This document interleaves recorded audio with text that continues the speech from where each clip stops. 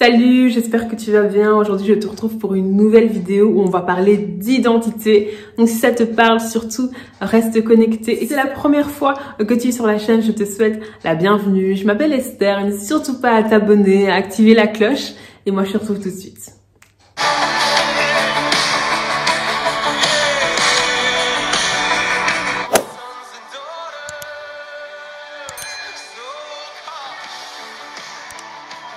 Alors quand on va dans le livre de la Genèse, qui est le livre du commencement, quand on voit en fait le style de vie qu'avaient Adam et Ève avant la chute et le style de vie d'Adam et Ève après la chute, on voit véritablement une différence. On voit par exemple que avant la chute, Adam et Ève étaient revêtus de la gloire de Dieu. On voit même que c'est Adam en fait qui a donné le nom aux animaux. C'est lui qui a nommé les animaux. On voit même dans la Bible que Dieu leur donne des instructions bien précises. Au chapitre 1er, on voit que Dieu bénit Adam et Ève. Dieu leur dit « Soyez féconds, multipliez, remplissez la terre et l'assujettissez, dominez sur les poissons de la mer, sur les oiseaux du ciel et sur tout animal qui se meut sur la terre. » On voit véritablement que la place que Dieu avait donnée à Adam et Ève était une place importante.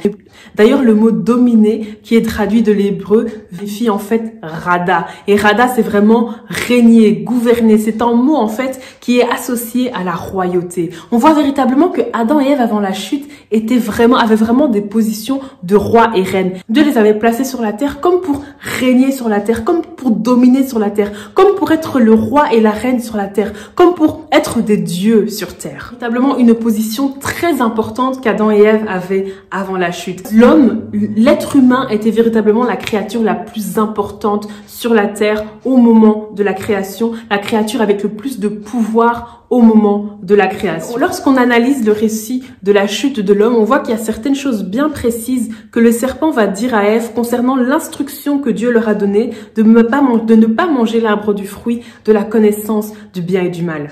Ève va dire au serpent, nous mangeons du fruit des arbres du jardin, mais quant au fruit de l'arbre qui est au milieu du jardin, Dieu a dit, vous n'en mangerez point et vous ne toucherez point de peur que vous ne mouriez.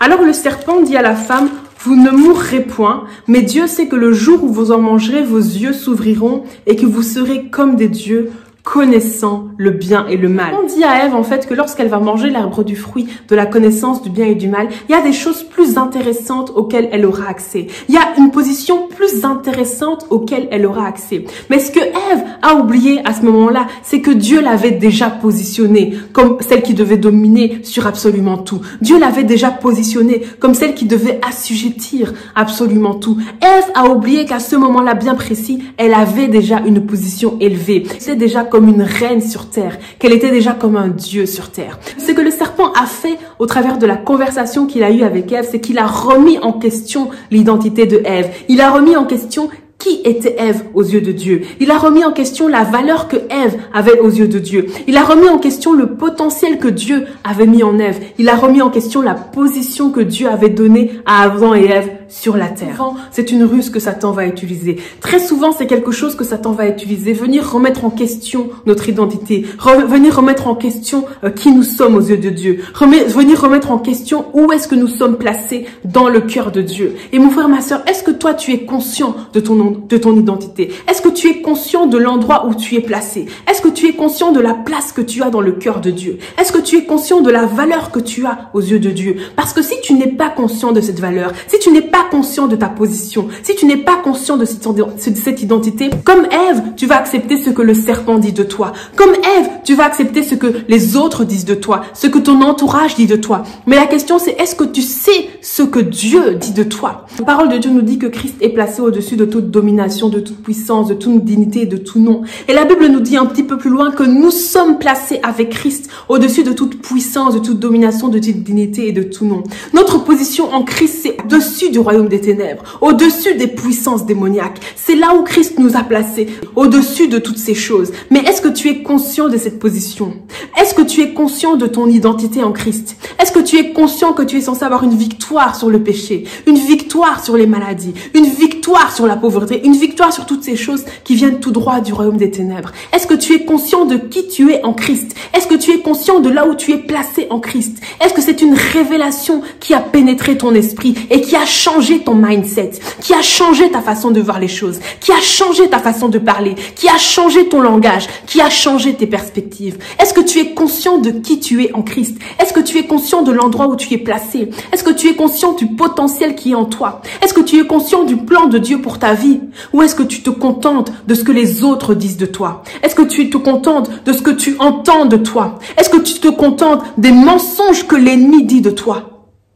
Est-ce que tu connais ton identité? Le problème, c'est que lorsqu'on ne connaît pas son identité, non seulement on se base sur ce que les autres disent de nous, non seulement on se base sur la façon dont les gens nous voient, non seulement on se base sur les mensonges de l'ennemi, mais en plus ça fait naître en nous la jalousie, ça fait naître en nous la comparaison, ça fait naître en nous la compétition. Pourquoi? Parce qu'on ne sait pas qui on est et parce qu'on ne connaît pas la valeur qu'on a aux yeux de Dieu, parce qu'on ne connaît pas le plan que Dieu a pour notre vie et parce qu'on commence à regarder les autres comme étant notre standard. On commence à regarder les autres comme étant le but à atteindre. Mais mon frère, ma sœur, plus tu passes du temps dans la présence de Dieu, plus tu as une révélation de qui est Christ, plus alors tu auras une révélation de qui est ton standard, plus alors tu auras une révélation de où est-ce que tu te places. Et plus tu vas passer du temps dans sa présence, plus tu vas connaître qui tu es, plus tu vas connaître ton identité, plus tu vas connaître la place que tu as dans le cœur de Dieu et plus tu sauras à quel point tu es unique, à quel point tu es précieux, à quel point tu as de la valeur aux yeux de Dieu. Plus tu vas ressentir l'amour de Christ, alors les mensonges de l'ennemi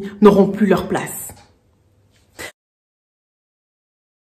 Seigneur, je prie pour mon frère, ma sœur, je prie pour une révélation spirituelle de son identité, une révélation spirituelle qu'il sache qui il est, qu'il sache où il est placé, où elle est placée, Seigneur, que les mensonges de l'ennemi, que les paroles prononcées sur sa vie, que les paroles prononcées sur sa destinée, que toutes ces paroles d'avortement, que toutes ces paroles de destruction soient nulles et sans effet dans le nom puissant de Jésus-Christ, mais que ta parole, Seigneur, soit la seule base, que ta parole pénètre dans son cœur, que mon frère, ma sœur sache qu'il est placé au-dessus de toute domination, de toute puissance et de toute dignité. Que mon frère, ma sœur sache la place qu'il a dans ton cœur. Que mon frère, ma sœur connaisse la valeur qu'il a à tes yeux. Et que mon frère, ma sœur sache où il est positionné. Que les mensonges de l'ennemi soient nuls et sans effet. Peu importe ce qu'on t'a dit, peu importe qui t'a parlé, que ce soit ton frère, ton père, ta mère, tes sœurs, des personnes de ton entourage, des amis, des collègues, que les paroles de mort soient nulles et sans effet dans le nom de Jésus-Christ. Que les paroles de mort soient nulles et sans effet dans le nom de Jésus-Christ. Je proclame la vie sur toi. Je proclame la prospérité. Je proclame le succès. Je proclame la réussite. Je proclame que tu vas de gloire en gloire. Je proclame que tu es conscient de qui tu es en Christ. Je proclame que tu connais ton identité. Je proclame que tu as une victoire sur le péché, une victoire sur les maladies, une victoire sur les œuvres des ténèbres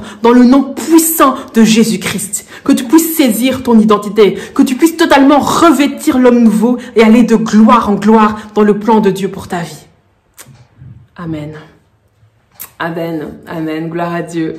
En tout cas, j'espère vraiment que ça t'a fait du bien et je t'encourage vraiment à soupirer, à connaître ton identité en Christ. Peu importe ce que les gens ont dit autour de toi, peu importe les situations que tu as vécues, ton identité, qui tu es, la valeur que tu as, ne dépend pas de ce qui sort de la bouche des gens, ne dépend pas de ce que tu as vécu, ne dépend pas de ton passé, ne dépend pas des circonstances, ne dépend même pas de tes erreurs. Qui tu es en Christ dépend de ce que Jésus est et de ce que Jésus a fait. Et plus tu vas passer du temps dans sa présence, plus tu vas avoir une révélation de qui tu es.